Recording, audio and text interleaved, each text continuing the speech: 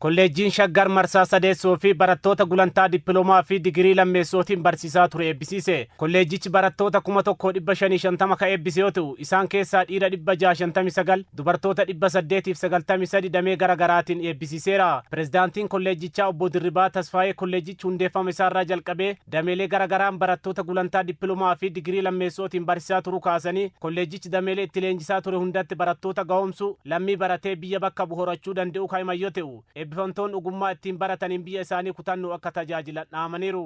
ጥረታችሁ ፍሬ አፍርቷል። ዛሬ መመረቃችሁ ያለ ጥርጥር የእናንተን የማይናወጥ guyyaarraa bu'aa dadhabbii keessanii argattaniirtu. Sadarkaa kana dhaqqabuuf dadhabbii fi yeroo dheeraa keessan darbuun firii argameedha. Kanaanis akka biyya keessan haqaaf dhugaan akka tajaajiltan shakkii tokkoyyuu hin qabu.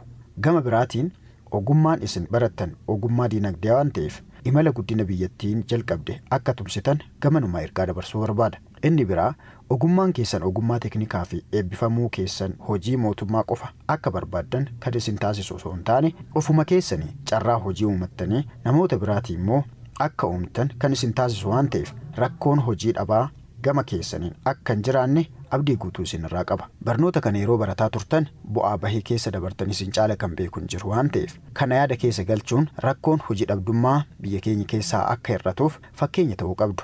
Biyyi keenya yeroo akkanaa isin irraa eegdi. Ministeera barnootaatti dursaan dhimmoota akkaadaamii dhaabbilee barnoota olaanoo Dr. Eebbaa Mijanaa mootummaan dhaabbilee barnoota olaanoo dhuunfaa fi mootummaatti illee qulqullina barnootaa mirkaneessuu fi hojii bal'aa hojjetaa turuu kaasanii kanaan illee humna namaa teekinooloojiin ga'oome horachuu danda'u himuun ogummaa itti eebbifaman keessumaa fooyya'insi dinagdee gooroo biyyattii eegalte beekumsa qabanii akka tumsanii fi yaamicha dhiyeessaniiru. በቢዝነስና ኢኮኖሚክስ እንደዚሁም ደግሞ በቴክኒክና ሙያ የምትመረቁ eebbifamtoonni damee teeknikaa fi ogummaa fi biizinasii fi ikoonomiksiitiin eebbifamtan keessumaa eebbifamtoonni damee biizinasii fi ikoonomiksii biyyi keenya fooyya'insa dinagdee gooroo taasisaa jiraachuun ni yaadatama. Kanaanis beekumsaa fi dandeettii qabdaniin imala guddina dinagdee si'ataa fiduuf carraaqqii biyyi keenya taasisaa jirtu akka tumsitan isin gaafadha. Biyyi keenya har'a kana garaa guutuun isinirraa barbaaddi.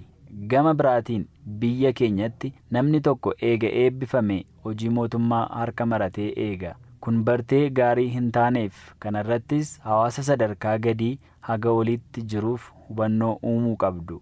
Rakkoolee damichaa irratti qorannoo taasisuun mootummaa bira dhaabbachuu qabdu.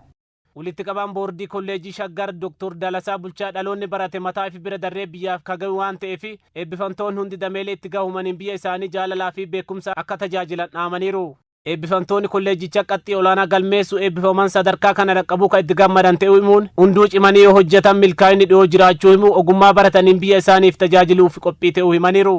Isa tiyooriitiin yaadrimeetiin baranne kana gara hojiitti jijjiiruudhaan hojii eegdota qofa osoo hin ta'in waan baranne kanaatiin kallattii adda addaatiin hojii uumuudhaan guddina biyyaa keessatti gahee keenya taphachuun nurraa eegameedheen yaada.